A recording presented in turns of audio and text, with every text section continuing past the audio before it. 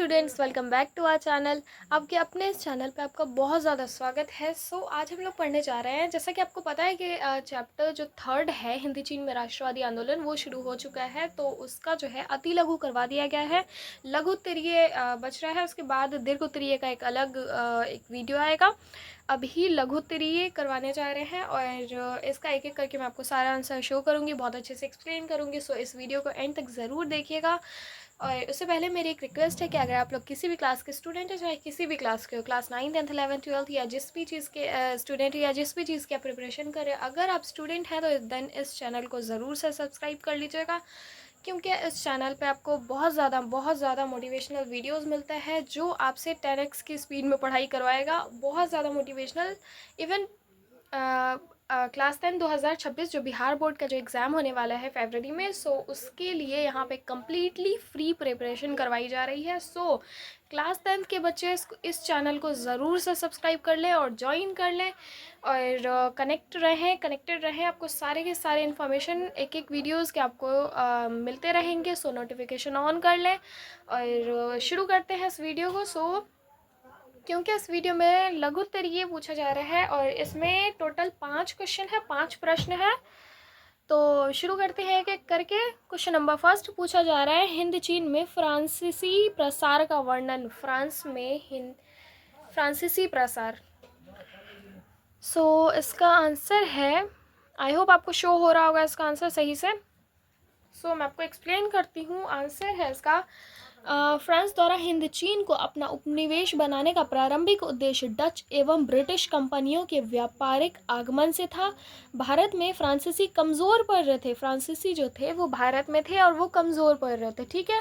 तो चीन में उनकी प्रतिद्वंदिता इंग्लैंड से व्यापार करना था। इस आधार पर उन्हें हिंद चीन क्षेत्र उचित लग रहा था, जहाँ खड़े होकर वे भारत और चीन दोनों ही जगह पर व्यापार कर सकते थे। हिंद चीन जो है मतलब एक क्षेत्र था और भारत और चीन दोनों पर एक जगह पर खड़े होकर व्यापार किया जा सकता था। इसीलिए हिंद चीन क्षेत्र जो है वो व्यापारियों को बेटर लगा।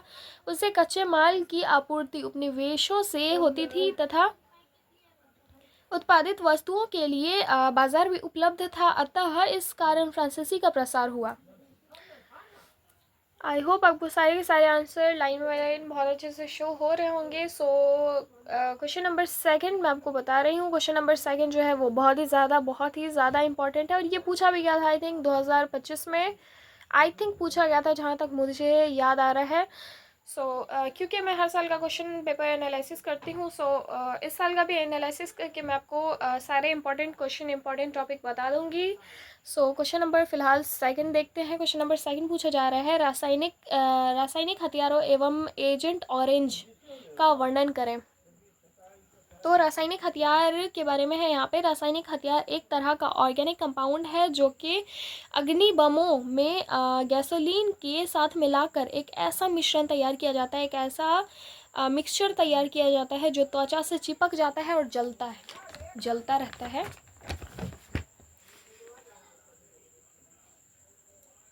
तथा एजेंट ऑरेंज जो है वो एक तरह का जहर होता है जो कि पेड़ों से प्राप्त होता है और ये पेड़ की पत्तियों को झुलसाने के लिए इस्तेमाल किया जाता है। मतलब जैसे अनचाहे पेड़ पौधे होते हैं, जैसे धान की खेती होती है और धान की खेती में साइड जो कहते हैं कि ये अनचाहा पेड़ पौधा जम गया है, मतलब जंगल तरह का। और जो धान की फसल है, फॉर एग्जांपल धान की फसल है, साइड में जो अनचाहा पेड़ पौधा जम गया है, छोटा घास है, उसको ख़त्म करना है। अगर वो अनचाहे पौधे ख़त्म नहीं होते, जो धान की फसल है वो ख़राब हो जाती है। तो उन सारे पौधों को ख़त्म करने के लिए जो ये था एजेंट ऑरेंज, इसका इस्तेमाल किया जाता है।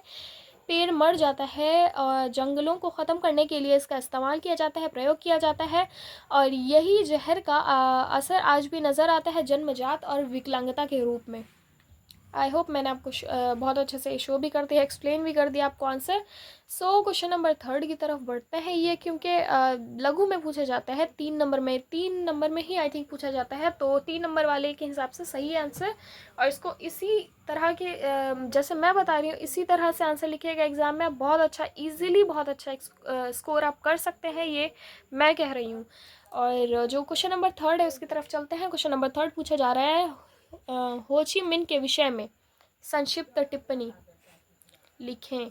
तो होची मिन के बारे में यहाँ पे है। होची मिन का दूसरा नाम न्युग्न आई क्लोव था। होची मिन साम्यवाद से प्रभावित था। उसने 1925 में वियतनामी क्रांतिकारी दल का गठन किया एवं फ्रांसीसी साम्राज्यवाद से लड़ने के लिए कार्यकर्ताओं के सैनिक प्रशिक्षण की व्यवस्था की। 1930 में वियतनाम के बिखरे राष्ट्रवादी गुटों को एक गुटों में एकजुट करके वियतनाम कम्युनिस्ट पार्टी की स्थापना की एवं फ्रांसीसी सरकार की क्रूरता के कारण हो ची मिन ने राष्ट्रवादी आंदोलन को तीव्र कर दिया और तेज कर दिया। क्या था, फ्रांसीसी सरकार की क्रूरता के कारण, क्योंकि उन लोगों के खिलाफ जो हो ची मिन था वो क्रांति कर रहा था। सो इस थर्ड तक तो हो गया शो, आपको सारा आंसर मिल गया। क्वेश्चन नंबर 4 की तरफ बढ़ते हैं। और क्वेश्चन नंबर 4 जो है ये बहुत ही ज़्यादा इंपॉर्टेंट है, बहुत ज़्यादा मतलब ज़्यादा इंपॉर्टेंट है। हो ची मिन मार्ग क्या है, ये 2025 में आई थिंक पूछा गया था। हाँ 25 में पूछा गया था जहाँ तक मुझे याद है।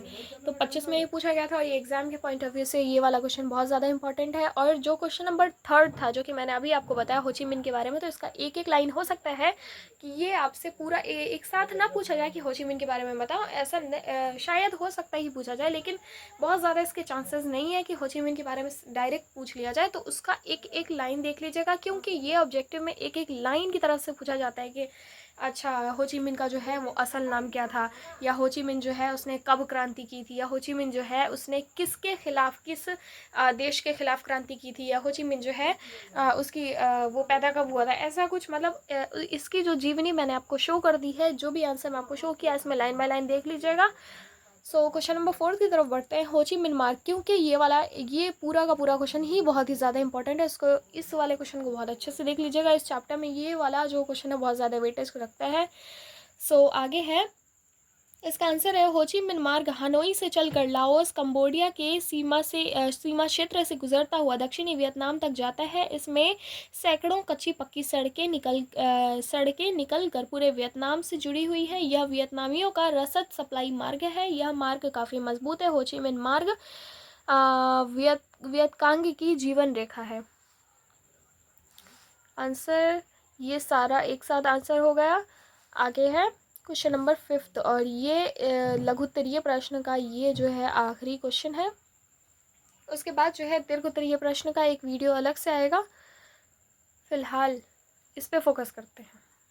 आई होप आपको बहुत अच्छे से आंसर शो हो रहा होगा। मैं कोशिश कर रही हूँ कि अच्छे से आपको आंसर शो हो, ब्लर नहीं हो। सो शुरू करते हैं। क्वेश्चन नंबर 5 पूछा जा रहा है, अमेरिका हिंद चीन में कैसे घुसा, चर्चा करें। जो अमेरिका के बारे में पूछा जा रहा है कि वो हिंद चीन में घुसा कैसे, चर्चा कीजिए। तो आंसर है अमेरिका को फ्रांस का समर्थक कर रहा था। जो अमेरिका जो है वो फ्रांस का समर्थन कर रहा था। हिंद चीन में हस्तक्षेप की नीति अपनाई। दूसरे साम्यवादियों में इसकी घोषणा की गई तथा 1950 में उत्तरी वियतनाम में हो ची मिन की साम्यवादी सरकार ने दक्षिणी वियतनाम में बाओदाई की फ्रांसीसी सरकार जो थी उस पर आक्रमण कर विजय प्राप्त किया तथा फ्रांसीसी सेना को बहुत बुरी तरह से हरा कर कब्जा कर लिया। इसी स्थिति में साम्यवाद के बढ़ते प्रभाव को रोकने के उद्देश्य से फ्रांस के समर्थक में अमेरिका ने प्रत्यक्ष हिंद चीन में उतरने का निश्चय किया। ये वाला आंसर आपको बहुत अच्छे से शो हो रहा होगा। सारे के सारे आंसर मैंने आपको शो कर दिए बहुत अच्छे से। सारे के सारे आंसर अब मैंने आपको एक्सप्लेन कर दिए हैं। 5 क्वेश्चन यहाँ पे ख़त्म होता है। 5 आंसर मैंने आपको शो कर दिया। उम्मीद करती हूँ कि आपको आंसर बहुत अच्छे से समझ आया होगा। और मैं ये चीज़ फिर से कहती हूँ कि अगर आप एक स्टूडेंट हैं तो इस चैनल को ज़रूर से सब्सक्राइब कर लीजिएगा। मैटर नहीं करता कि आप किस क्लास के स्टूडेंट हैं, अगर आप स्टूडेंट हैं तो इस चैनल को ज़रूर से सब्सक्राइब कीजिएगा। यहाँ पे आपको बहुत ज़्यादा मोटिवेशनल वीडियोस मिलता है। और क्लास 10 2026 के लिए, बिहार बोर्ड के लिए यहाँ पे बहुत ज़्यादा इंपॉर्टेंट वीडियोस, आपको बहुत ज़्यादा इंपॉर्टेंट चीज़ें आपको मिलेंगी और सारे नोटिफिकेशन आपको मिलते रहेंगे। अब इसलिए नोटिफिकेशन ऑन कर लीजिएगा। मिलते हैं आपसे अगली वीडियो में। Thanks for watching.